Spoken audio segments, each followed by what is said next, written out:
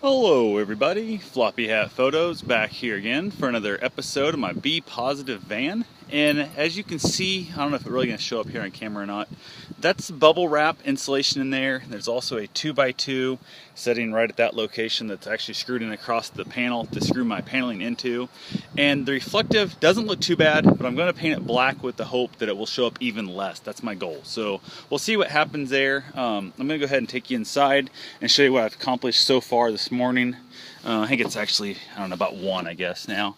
I've got the layer of Reflectix up there. I've cut out over the wheel well, and I'm going to probably seam in a little chunk right down here to fill in that gap where I cut it out. So I haven't made my mind up if I'm going to go ahead and cut the rest of it off there and then just lay a strip all across the whole thing, or if I'm just going to leave it and lay a strip up in the corners and whatever too. So also what I've got, when you pull this down, you can see there's all my insulation, and it's Ultra Touch sound control and insulation system. I think it's like an R30 if you get the full size sheets.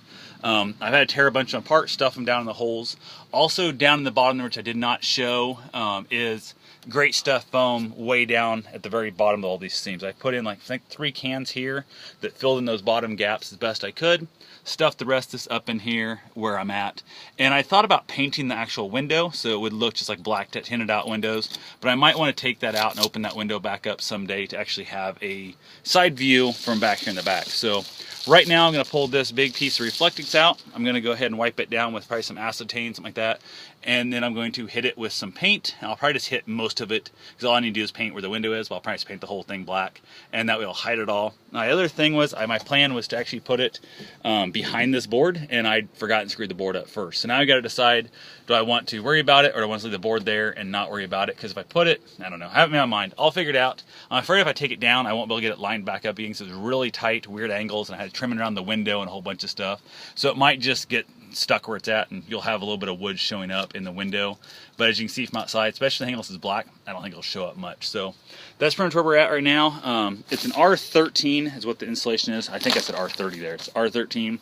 It's 15.5 inches by 94 inches long. There's 8 bats in it, and 64 1.5 by 6 inch strips, which are used like on your actual 2x4s and stuff. And that's basically just for the extra little gap where you put your drywall up. But that stuff will probably get used, I'm not sure where yet. So it might actually get used along this 2x2 here as I screw my panel up against it to kind of help it from rattling and squeaking. We'll see. So that's what I got so far. I will let you know once I get the panel up. Hopefully, I'm hoping today if I can get the paint to dry quick enough, I'll get at least that one panel up on that side, and then I'll move on to their side, and we'll just keep rocking along here. So you guys have yourself a safe and wonderful day. Whatever your venture brings you, just be positive.